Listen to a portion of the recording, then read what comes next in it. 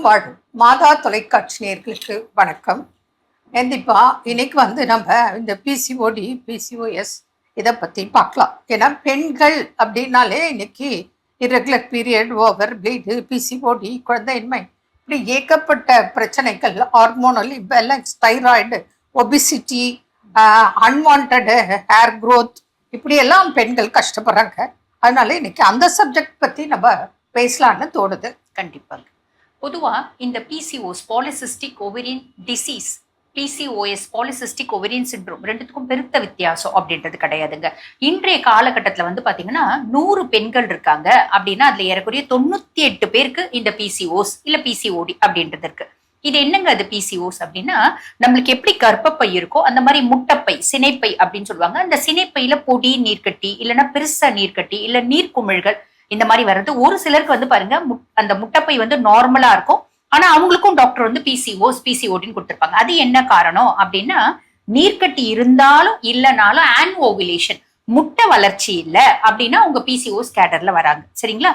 இப்ப இந்த பிசிஓஸ் நான் சொன்னேன் நிறைய பேருக்கு இருக்கு. இதுக்கு மெயின் ரீசன் என்ன அப்படின்னா, ஃபேமிலி, ரன்னிங் இந்த ஃபேமிலிஸ், நம்ம குடும்பத்துல யாருக்கானா இருக்கு அப்படின்னா நம்மளுக்கு வரதுக்கு வாய்ப்பு உண்டு. அதே மாதிரி செடன்டரி லைஃப் ஸ்டைல், காலையிலிருந்து நைட் வரைக்கும் உட்கார்ந்துட்டே இருக்கிறது, பெருசா உடல் உழைப்பு இல்ல, அதிகப்படியான மன உளைச்சல், நிறைய இனிப்பு சாப்பிடுறது, ஒபிசிட்டி, இந்த மாதிரி நிறைய நம்ம பாத்தீங்கன்னா காரணத்தை அடிக்கிட்டே போலாம். பெண்களுக்கான ஹார்மோனுக்கு பதில் ஆண்களுக்கான ஹார்மோன் அதிகப்படியா சுரக்கிறது.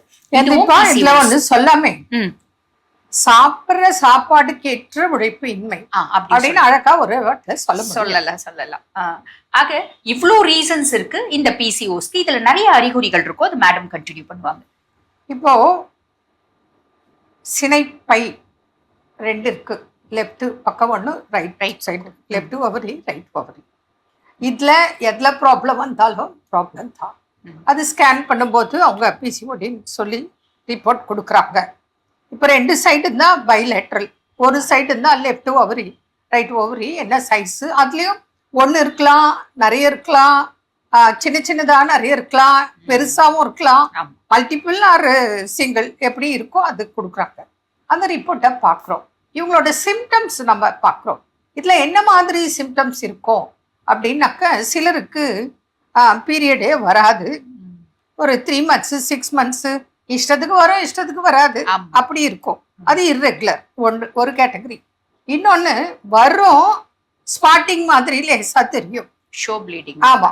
இன்னொன்று வரும், வந்தா நிற்காது, ஓவர் ப்ளீட் ஆகிட்டே இருக்கும். 10 நாள் 15 நாள் 1 மாதம் கூட ஆகும். இதெல்லாம் பிசிஓடினால வரக்கூடியது. இன்னும் சிலருக்கு பீரியடே வராது, ட்ரீட்மெண்ட் கொடுத்தா மெடிசன் எடுத்தாதான் வரும். அந்த மாதிரி பிரச்சனை இந்த பிசிஓடினால. கூடவே உடல் பருமன் வரும், ஆமா, ஒபிசிட்டி வந்துடும். இதெல்லாம் பிஃபோர் மேரேஜ் நம்ம கிளியர் பண்ணிட்டோம்னா ஆஃப்டர் மேரேஜ் அவங்களுக்கு கன்சீவ் ஆகிறதுக்கு ப்ராப்ளம் இல்லாமல் பாதுகாத்து கொள்ள முடியும். இப்போ பெண்கள், திருமணம் ஆகாத பெண்களுக்கும் பிசிஓடி ப்ராப்ளம் இருக்கு, திருமணம் ஆன பெண்களுக்கும் பிசிஓடி ப்ராப்ளம் இருக்கு. அப்போ இதனால இந்த கருத்தரிக்கிறது ஒரு பெரிய முட்டுக்கட்டையாக, அதாவது குழந்தையின்மைக்கு ஒரு காரணமாக அமைகிறது உண்மை. அதனால பிசிஓடியை முதல்ல இந்த சினைப்பையில நீர் கட்டிகளை சரி பண்ண முடியுமா அப்படின்னா வித்தவுட் சர்ஜரி கியூர் பண்ணிட்டு தான் இருக்கும். அதனால சர்ஜரியே தேவையில்லை. ஏன் தேவையில்லை அப்படின்னு சொன்னா, இந்த மாதம் சர்ஜரி பண்ணவங்களுக்கு அடுத்த மாதம் திருப்பி பிசிஓடி வந்திருக்கு, ரிப்போர்ட் ஆனே வச்சிருக்கேன், வரும், திருப்பி பார்த்துருக்கேன். அதனால வராது அப்படிங்கிறதுக்கு கிடையாது. சர்ஜரி செஞ்சிட்டோம், திரும்பியும் உங்களுக்கு பிசிஓடி ப்ராப்ளம் வராது அப்படிங்கிறது கிடையவே கிடையாது. அதனால அடிக்கடி சர்ஜரி பண்ணிட்டே இருக்க முடியுமா?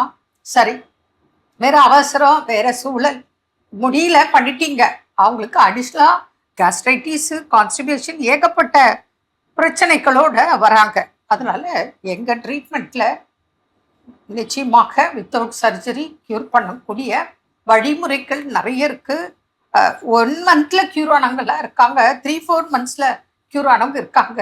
அந்த அளவுக்கு அணித்தரமாக சிகிச்சை முறைகள் இருக்கு. சில கேசஸ் நம்ம பார்க்குறோம், ரொம்ப பெரிய சைஸ் இருக்கும், அவங்களுக்கு மாத்திரம் கம்ப்ளீட் பெட் ரெஸ்ட் இருக்க சொல்லுவோம். அதர்வைஸ் நார்மலா சின்னதெல்லாம் ஒன்றும் இல்லை, நார்மலாக அவங்க லைஃப் லீட் பண்ணலாம், ஃபாலோ பண்ணலாம். நிச்சயமா பிசிஓடிங்கிறது ஒரு பெரிய பிரச்சனையே கிடையாதுன்ற அளவுக்கு ட்ரீட்மெண்ட் இருக்கு. கடைப்பிடிங்க, பயனடைங்க. டவுட் இருந்தா ஃபாலோ பண்ணுங்க, கேளுங்க, காண்டாக்ட் பண்ணுங்க. ரிப்போர்ட்ஸ் நிறைய வச்சிருக்கேன், ஹிஸ்டரி நீங்களே பார்க்கலாம். என்ன நேயர்களே, மீண்டும் நாளை சந்திப்போம். நன்றி. அன்னை மரியே வாழ்க.